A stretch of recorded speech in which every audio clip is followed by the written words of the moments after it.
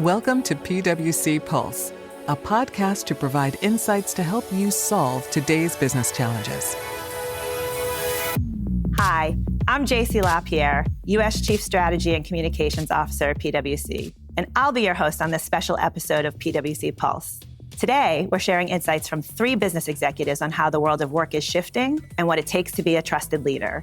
Joining me for this discussion are Carol Isozaki, founder and president at Strategic Brand Intelligence, Steve Salata, general manager at Machine Q, a Comcast Company and also a retired Navy officer, and Derrick Roman, a retired PwC partner and board member for CommScope and Wex, Inc. This isn't our typical Pulse interview format today. We brought this group together on a recent webcast for PwC alumni and wanted to invite you to listen in on the discussion. It's a critical conversation for business executives as leadership evolves in this time of increased uncertainty. We are thrilled to have you here with us. I think we all can agree the world has shifted pretty significantly in the last few years. Many of us are trying to evolve with the times, and we have a few points of view that we'd love to share with you. So without further ado, why don't we jump on in? If I can start with just talking a little bit about PwC and where we are, and I promise we won't talk too much about us, but I think it's really important to know what we see and where we see the world headed. About 18 months ago, we launched a new strategy, and we call it the New Equation. And the New Equation is predicated on our firm belief that companies will need to do 2 things for the next 5, 8, even 10 years as they continue on their journeys. And we believe that that is they will need to build trust with all of their stakeholders, and they will need to deliver outcomes. They are not at the sacrifice of each other, but it is the particular combination of doing both that's important. But let me break it down as to what that actually means. When you hear, and I think we all know that the headlines move fast, and there's a lot of them these days, things like, how do I know a company is protecting my privacy as a consumer? When you hear, is that company's leadership team really invested in their workers, and do they have the right workplace practices? Do they have the right technology? And how do I know that their AI is responsible and inclusive? Is this company paying its fair share of taxes?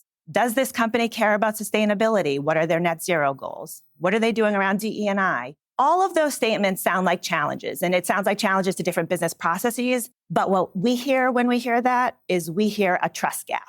It is a consumer, it is an employee, it is a regulator, it is others around us with which we have vested interest that are saying, how do I know? And I want to make sure that I can trust you so that I can engage with you. And we don't view that changing. And in fact, I would argue that it's probably going to get harder before it gets better.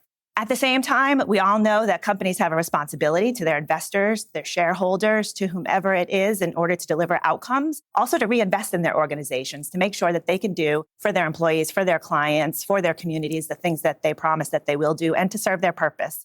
Trust, outcomes, can't be one at the sacrifice of the other. 1 + 1 = more. That's the new equation.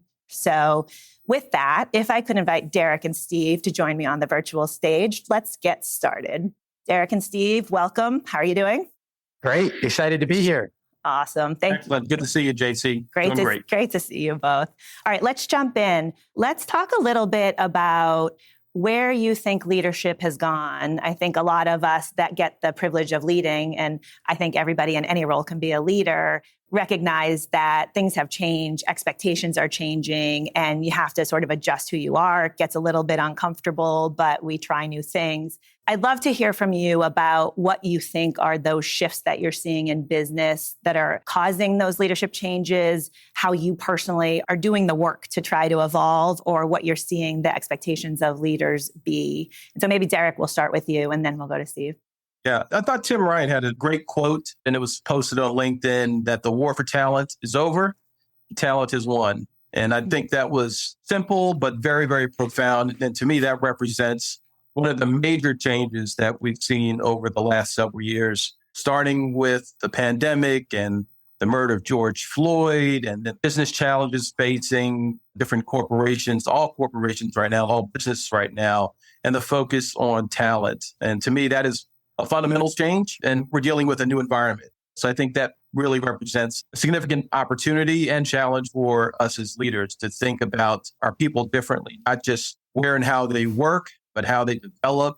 I am talking to both of my companies on the boards I serve about how we can bring greater mobility into our models, which are not very mobile right now. So we're having more discussions about that. I would say as a director, one of my first calls as I joined these boards was with the CHRO and with the chief legal counsel, compliance officers. I'm trying to get a sense for culture, trying to get a sense for how robust our programs are with respect to diversity and inclusion and talent development and mobility. Our CHRO comes to all of our board meetings, and I feel a sense of obligation and responsibility as a director to make sure that these topics are top of mind. So clearly talent would be the top issue. Yeah, I couldn't agree more. I think that it is a massive challenge. We are all creating the playbook as we go. Steve, how about you?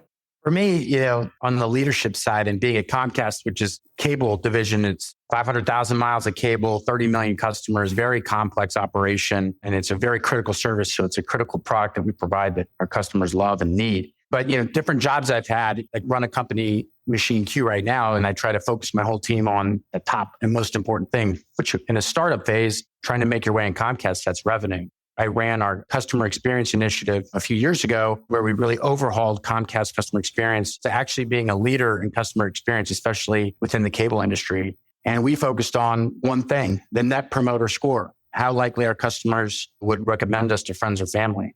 And then in operational jobs I've had at Comcast, it's all about automating and making it simple, both for your employees and for your customers to interact with you. So at that front is how we focus the team on scores, focus on outcomes. And then it really goes back to how you lead your teams. You've got an amazing up and coming workforce. And the areas I really focus on is number one, no matter how much my leaders want me to be dour and realistic and not crack jokes, I try to make things optimistic and fun. It's not like when I was in the military where lives depended on the work we were doing. So you really always have to not take yourself too seriously. I do think that leadership and working with your team members is a full contact sport. You have to be very proactive in coaching your teams, looking ahead. Folks want exposure. They want increased responsibility, and they don't want to feel like they have to do it all alone. I remember a lot of times in the past, like, oh, your career is what you make of it. And I just don't ascribe to that. I think the career is what we make of it. And I need to help you and you need to help me. And then the last thing is you just have to be flexible these days. Managing through the pandemic with software engineers, salespeople, marketing operations people, you have to give people flexibility. But also sometimes when you run into people that are having challenges, I have a mantra. Instead of work smarter, not harder, sometimes I just say work harder, not smarter, get the job done and let's keep moving. I really like one of your first points, and I think it's so true. I believe there is such a big perception of the workforce that, by the way, is the majority. And I attended a conference not so long ago, and somebody spoke, and what he said really caught me. He said, when is the last time that your team members have changed your mind? And if you have to think longer than like 3 seconds, then it's been too long. And I think that gets to the point of we have such incredible people coming up through the workforce and they want to be heard and they have wonderful ideas. And so it comes a lot to listening and making sure that we're willing to not say we know best, but in fact, let's actually make the most out of the potential that everybody has with us. Okay, if you guys wouldn't mind, just take a minute, but don't go anywhere because I am going to bring Carol up and we're going to have a little bit of a chat about leadership, but then I want to bring the three of you back and talk about what she has to share. So Carol, if you would join us. Carol is an executive coach and has been studying the field of leadership for a very long time. So welcome, Carol. Thanks for having me. So good to see you. All right, let's jump into leadership since this is your field and it is something, as we've been discussing, has changed so significantly. What do you see are the shifts and the changes in what people expect of their leaders these days? Yeah. So I work with a lot of companies in a lot of industries. What's been consistent no matter where I go is that I'm seeing that the role of the leader is constantly evolving. The asks of us are much bigger. We're having to lead teams that are in constant flux. We're needing to handle situations that are more complex and the stakes higher. And, our priorities are constantly shifting and growing. And what I'm seeing expected of us as leaders is we're needing to be more agile than ever before. We're needing to influence broader and deeper across the organization and beyond. We're having to own bigger outcomes, all with either reduced resources or highly fatigued resources or both. And we're having to work outside of our comfort zone more and more, all in the virtual or hybrid environment. And the other thing that I'm seeing much more recently is that so many of the initiatives that were put on the back burner during the pandemic, they're all being brought to the front all at once. So if you're a leader who is feeling even more overwhelmed lately and fatigued, you are not alone. I think many people will enjoy hearing that, as I got tired just listening to that list, but nodding. I was nodding vigorously as I heard it. So give us a sense for where you think the biggest skill gap is, and what do you believe we need to do in order to close some of that skill gap? Yeah. So I think really, really critical these days is we all need to be taking a human-centric approach to our leadership, especially when we think of the state of the workforce these days, where they're all at or near saturation point when it comes to overwhelm and stress and anxiety. So one, really making sure that we focus on the shifting from an IQ to an EQ mindset and really being about how do I want to make people feel? Like that's the number one question that I ask even global leaders, and they struggle answering it because they don't think about that enough, And so what I think is interesting is that leaders will spend a tremendous amount of time with putting together a offsite that is meant to transform the team and really elevate them, or they're spend a ton of time on this strategy launch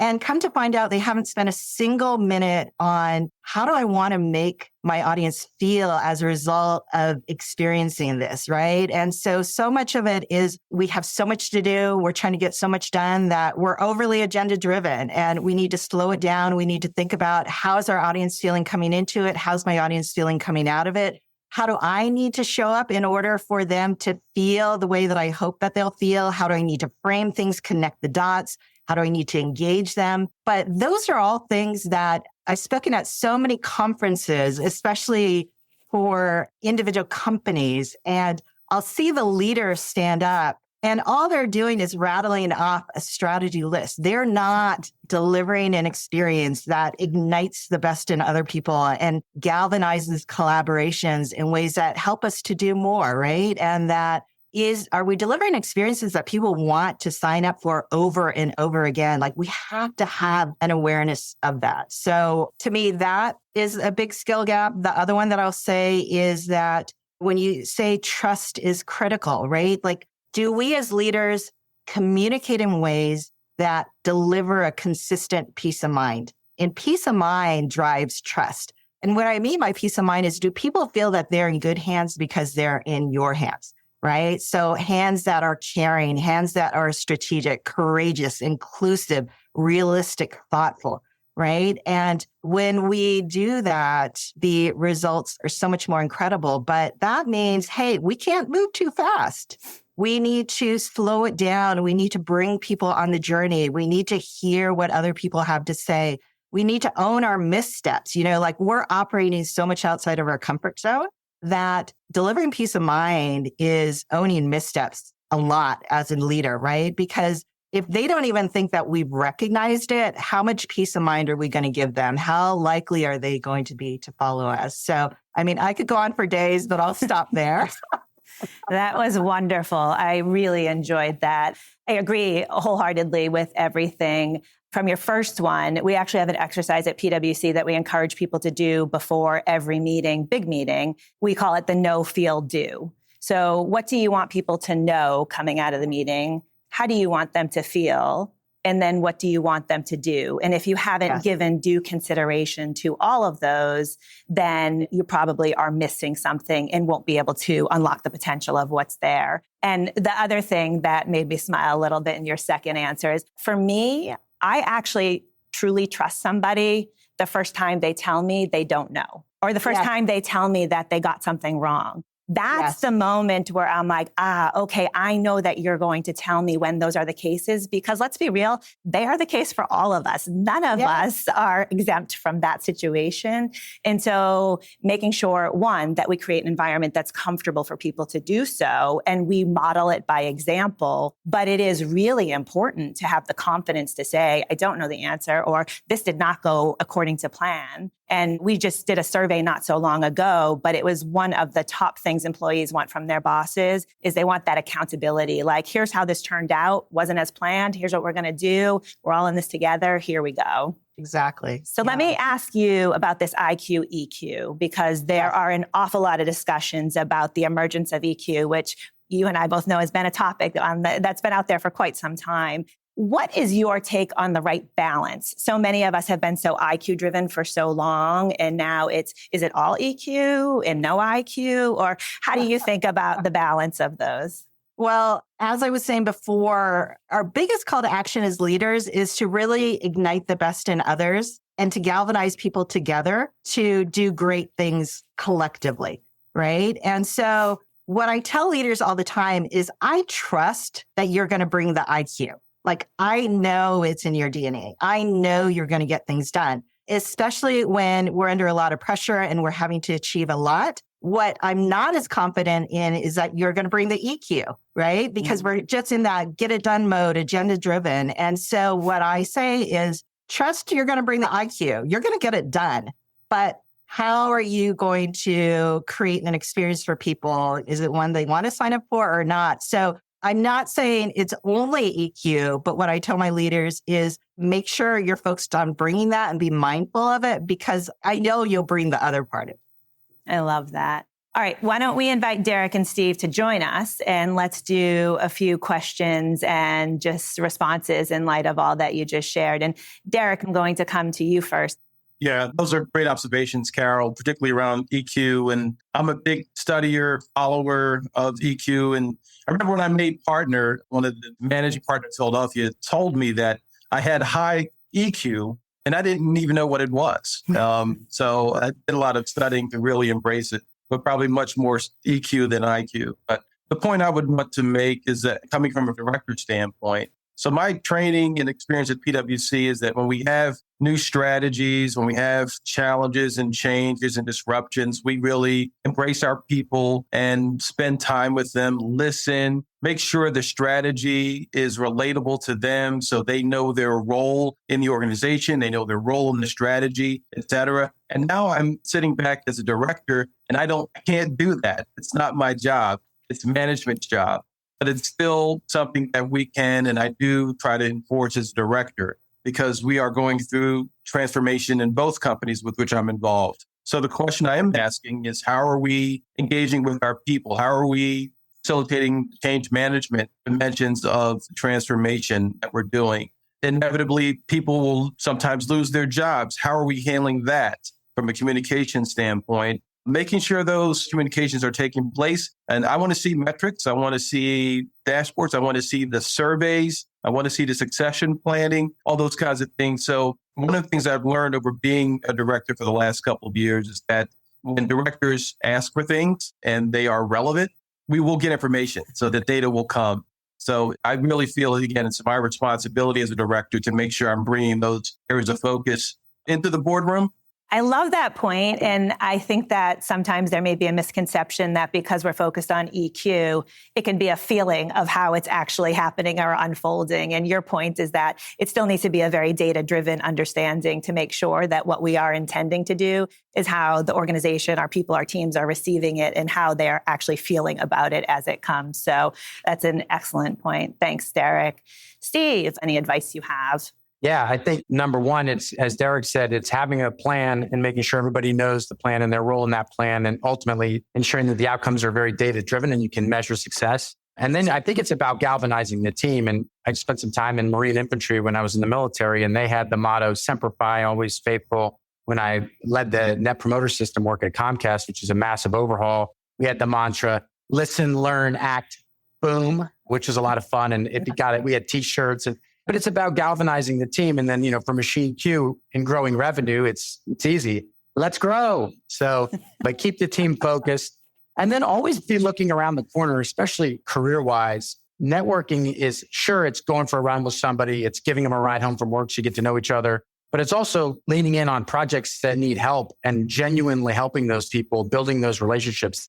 The last thing on all of it is making sure that you're looking around the corner. For Comcast, if you're thinking about, how to best deliver your home phone line, then you're probably not in the right spot. You need to be thinking about cybersecurity, Internet of Things, IoT, and also thinking about B2B sales. But it's looking around that corner, finding those opportunities and going after those, not sticking with the status quo. That's amazing. All right, Carol, how about what is the biggest thing that leaders can do for their teams right now in this moment to help them evolve on this leadership journey? Yeah. So 2 things I would say is 1, make sure that we are not moving too fast. There's a lot to be doing right now, and we are at high risk of leaving people behind, not listening, doing all those things if we're moving too fast. The other one is I just saw an article this morning, headline around how often CEOs are mentioning recession this quarter relative to a couple of quarters ago. And the other thing that I'm hearing is there's a lot of budget cuts happening right now. And I want to make sure that we don't take it as license to forget about EQ, to not spend time building connections, developing our people, and recognizing and appreciating them. If we are asking people to do more with less, it is even more so that we need to double down on the EQ side of things. And we just need to be more resourceful and creative about how we do it. But it's got to be even more to the forefront. That's amazing advice. Well, Carol, Steve, Derrick, I want to thank you all so much. Thank you for listening to this episode of PwC Pulse. As you heard from Carol, Steve, and Derrick, the role of leader really has changed, and it's up to each of us to change with it. For more information on these topics, visit pwc.com. Thank you for joining us on the PwC Pulse podcast. Subscribe to PwC Pulse wherever you listen to your podcasts, or visit pwc.com/Pulse podcast to hear our next episodes. This podcast is brought to you by PwC, all rights reserved. PwC refers to the U.S. member firm or one of its subsidiaries or affiliates and may sometimes refer to the PwC network. Each member firm is a separate legal entity. Please see www.pwc.com/structure for further details. This podcast is for general information purposes only and should not be used as a substitute for consultation with professional advisors.